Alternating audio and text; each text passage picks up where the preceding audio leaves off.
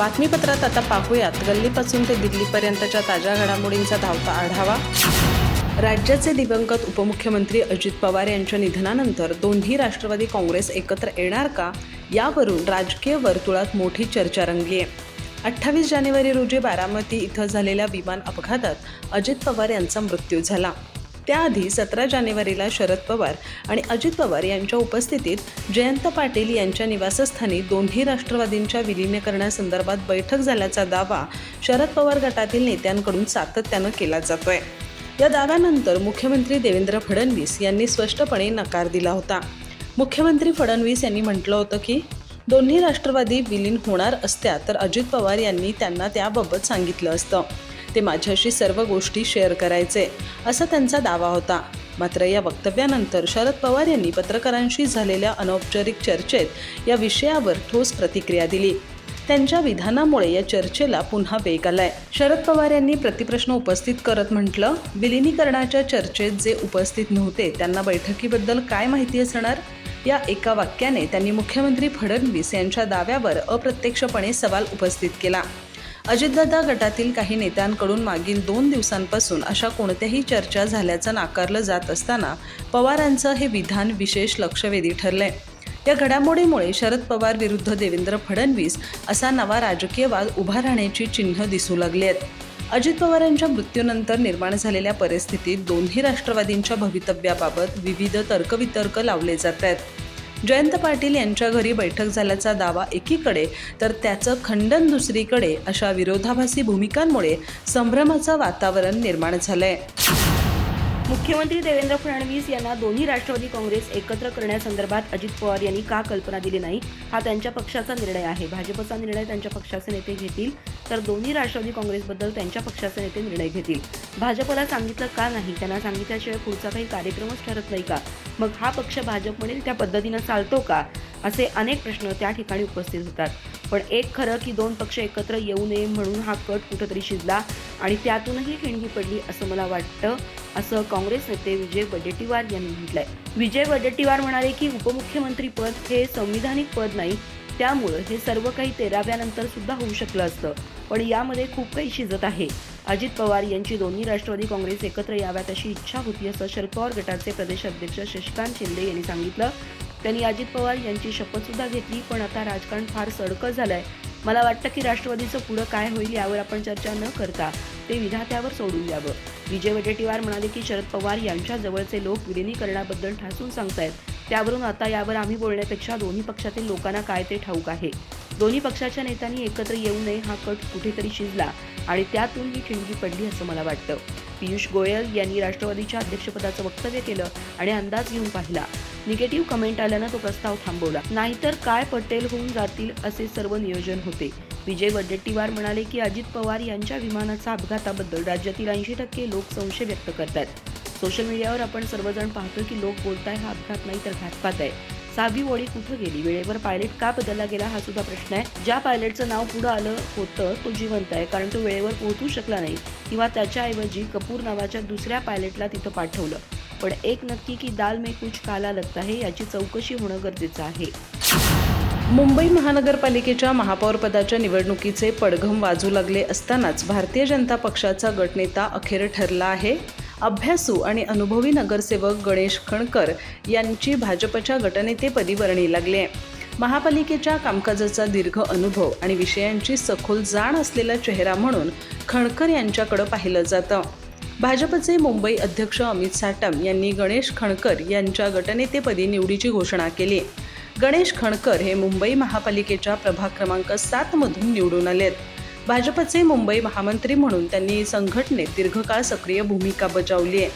महापालिकेच्या नियमावलीची सखोल माहिती आणि प्रशासकीय कामकाजाचा दांडगा अनुभव असलेला अभ्यासू नगरसेवक अशी त्यांची ओळख आहे। गेल्या अनेक वर्षांपासून पक्षाशी एकनिष्ठ राहिलेल्या खणकर यांच्याकडे गटनेतेपदाची जबाबदारी देऊन भाजपने निष्ठेचा सन्मान केला असल्याची चर्चा राजकीय वर्तुळात आहे। गणेश खणकर यांच्या निवडीमागे त्यांचे जनहितार्थ केलेले धाडसी कार्य अत्यंत महत्त्वाचं ठरलंय। मुंबईत सक्रिय असलेल्या टँकर माफियांविरोधात खणकर यांनी सातत्यानं आवाज उठवला असून सामान्य नागरिकांना पाण्यासाठी होणारी लूट थांबवण्यासाठी त्यांनी मोठा संघर्ष केलाय। भाजपचे ज्येष्ठ नेते आशिष शेलार यांनी खणकर यांच्या या कार्याचं नेहमीच कौतुक केलं असून त्यांना या लढ्यात भक्कम पाठिंबा दर्शवलाय. गणेश खणकर हे गेल्या अनेक वर्षांपासून भाजपमध्ये सक्रिय असून त्यांनी पक्षाचे महामंत्री म्हणूनही महत्त्वाची जबाबदारी सांभाळली आहे.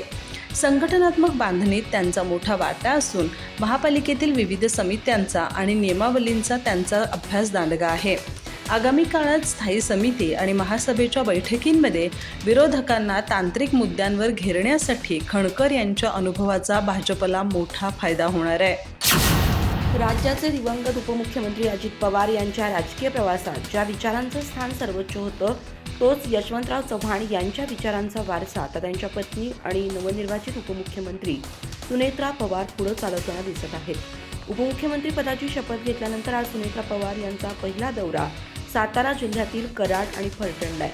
त्यांनी आज सकाळी 10 वाजता कराडच्या प्रीती संगम इथं महाराष्ट्राचे पहिले मुख्यमंत्री स्वर्गीय यशवंतराव चव्हाण यांच्या समाधीचं दर्शन घेत अभिवादन केलं. त्यानंतर त्यांनी अजित पवारांचे PSO विदीप जाधव यांच्या कुटुंबियांची भेट घेतली.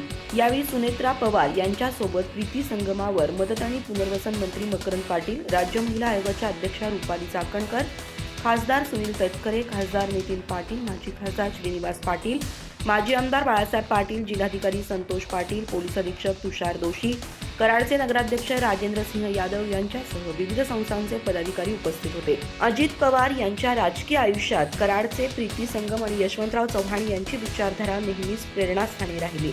महत्त्वाच्या राजकीय निर्णयांपूर्वी किंवा संकटाच्या काळात अजितदादांनी नेहमीच या समाधीस्थळी नतमस्तक होऊन ऊर्जा मिळवली होती. आपल्या भाषणांमधूनही ते चव्हाण साहेबांची विचारसरणी हाच आपला आधार असल्याचं सांगायचे. आज सुनेत्रा पवार यांनी आपल्या दौऱ्याची सुरुवात प्रीती संगमावरून करून आपण दादांचा हा वैचारिक वारसा सक्षमपणे पुढे नेण्यास सज्ज आहोत असाच संदेश दिलाय. 28 जानेवारी रोजी बारामती इथं झालेल्या दुर्दैवी विमान अपघातात अजित पवारांसोबत त्यांचे अंगरक्षक विदीप जाधव यांचाही मृत्यू झाला होता. उपमुख्यमंत्री सुनेत्रा पवार यांनी स्वतःचं वैयक्तिक दुःख बाजूला ठेवत विदीप जाधव यांच्या तरडगाव येथील निवासस्थानी भेट देऊन त्यांच्या कुटुंबियांचं सांत्वन केलं. स्वर्गीय विदीप जाधव यांच्या पत्नी आणि मुलांच्या डोक्यावर मायेनं हात फिरवत कोणत्याही अडचणीत मी तुमच्या सोबत आहे असा शब्द देत त्यांनी जाधव कुटुंबियांना आधार दिला. मुंबई महापालिकेच्या सत्ता स्थापनेच्या हालचालींना वेग आला असून भाजप मोठी राजकीय चाल खेळण्याच्या तयारीत असल्याची माहिती विश्वसनीय सूत्रांकडून समोर येते.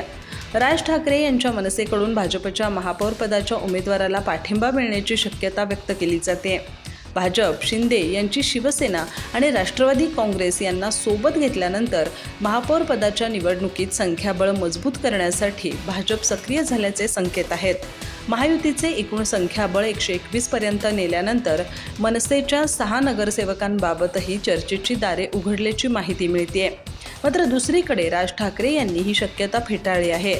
मनसे भाजपला पाठिंबा देणार नसल्याचं त्यांनी स्पष्ट केलंय. मुंबई महानगरपालिकेच्या 227 जागांसाठी झालेल्या निवडणुकीत भाजप सर्वात मोठा पक्ष ठरला. भाजपने 89 जागांवर विजय मिळवला असून सत्ता स्थापनेसाठी आवश्यक असलेल्या 114 आकड्यांपासून तो काही पावलं दूर आहे. महायुतीतील भाजप आणि शिंदे गटाच्या शिवसेनेने एकत्रितपणे निवडणूक लढवली होती. शिंदे गटाच्या शिवसेनेला 29 जागांवर यश मिळालं. या दोन्ही पक्षांची बेरीज 118 होते. मात्र स्थैर्यासाठी आणखी पाठिंबा मिळवण्याची रणनीती आखली जात असल्याचं समजतं. यावेळी ठाकरे बंधूंनी एकत्र येत निवडणूक लढवली होती. उद्धव ठाकरे यांच्या शिवसेनेला 65 जागा मिळाल्या तर राज ठाकरे यांच्या मनसेला 6 जागांवर समाधान मानावं लागलं.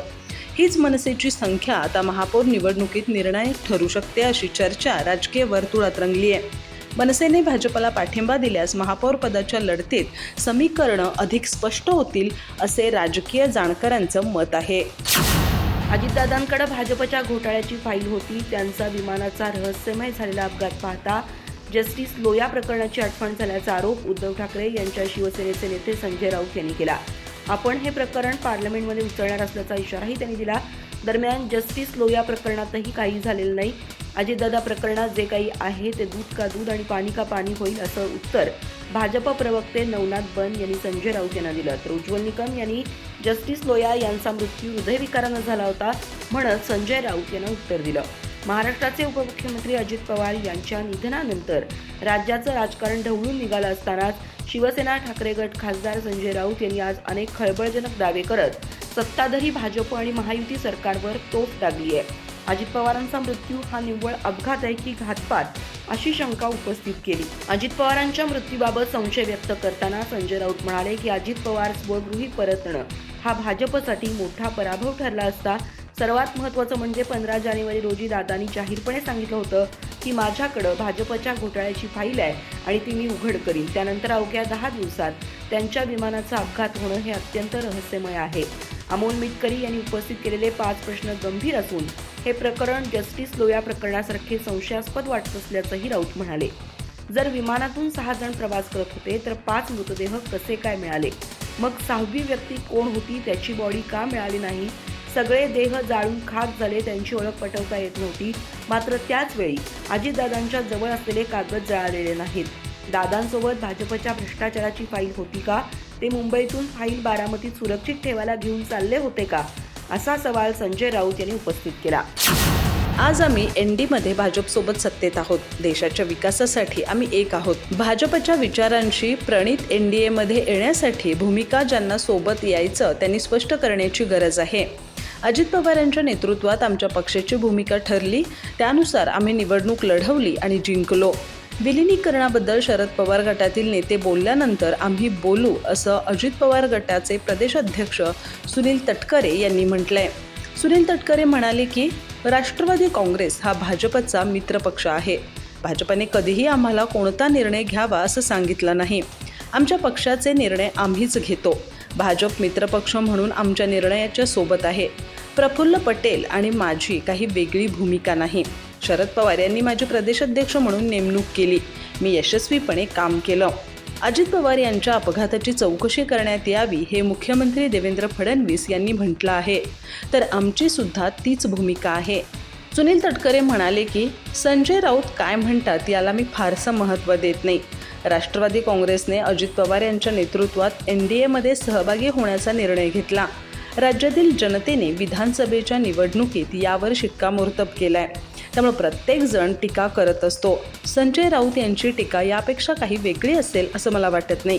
सुनील तटकरे म्हणाले की राष्ट्रवादी काँग्रेसच्या विलिनीकरणाच्या संदर्भात शशिकांत शिंदे काय बोलले याबद्दल काही बोलणार नाही, पण इतर सहकाऱ्यांनी ज्या प्रतिक्रिया दिल्या ते अंत्यसंस्कार होण्यापूर्वीच सुरू झाले.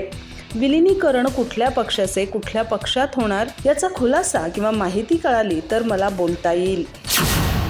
अजित पवारांच्या अपघाती मृत्यूनंतर दोन्ही राष्ट्रवादींच्या एकत्रीकरणावरून सुरू झालेला वाद रविवारीही कायम होता. त्यात मुख्यमंत्री देवेंद्र फडणवीसांनी उडी घेतली. ते म्हणाले की राष्ट्रवादीचे दोन्ही गट एकत्र येण्यास भाजपचा विरोध नाही. मात्र अजित पवार माझ्याशी सगळ्या मुद्द्यांवर बोलत होते. समजा ते अशा पद्धतीची कुठल्याही एकत्रीकरणाची चर्चा जर करत होते तर ती कुठलीही चर्चा भाजपशी चर्चा केल्याशिवाय करतील का? फडणवीसांच्या या वक्तव्यानंतर दोन्ही राष्ट्रवादीतील संघर्ष अधिक वाढला. मुख्यमंत्री म्हणाले की अजित पवार अशा प्रकारची चर्चा एनडीएमधून बाहेर पडण्यासाठी करत होते का? तर ते तर सरकारमध्ये स्थिर होते. त्यामुळे रोज काहीतरी कन्फ्युजन तयार करायचं आणि मग आपली इकोसिस्टीम वापरून ते कन्फ्युजन इको करायची ही पद्धत योग्य नाही. राज्याच्या अर्थसंकल्पीय अधिवेशनानंतर अर्थ खात्याविषयी निर्णय घेऊ. आमदार रोहित पवारांनी अजित पवारांशी झालेल्या चर्चेचा तपशील 13 दिवसांच्या शोककाळ संपल्यावर जाहीर करणार असल्याचं सांगितलं. तर एकत्र येण्याच्या मुद्द्याशिवाय दुसरं काही प्रश्न शिल्लक राहिले नाहीत का? असा सवाल अजित पवार गटाचे नेते माजी कृषी मंत्री माणिकराव कोकाटे यांनी केला. पत्रकारांशी बोलताना फडणवीसांनी स्पष्ट केलं की मला राजकारण करायचं नाही, नाहीतर मी अनेक गोष्टी सांगू शकतो. मी सगळ्या गोष्टींचा साक्षीदार आहे. विलिनीकरणाचा निर्णय 100% राष्ट्रवादी काँग्रेस पक्षाचा अधिकार आहे. आमची अपेक्षा एवढीच आहे की कोणताही निर्णय घेण्याआधी त्यांनी आमच्याशी एकदा चर्चा करावी आणि ते करतातच आणि ते पुढेही करतील. आमची पहिल्या दिवसापासून भूमिका आहे की आमच्या सोबतच्या पक्षांनी जो निर्णय घेतला त्याच्या पाठीशी उभं राहणं ही आमची जबाबदारी आहे. ती आम्ही कालही पाळली, आजही पाळू. अधिक माहिती आणि ताज्या घडामोडींसाठी आजच आमचे चॅनल सबस्क्राईब करा.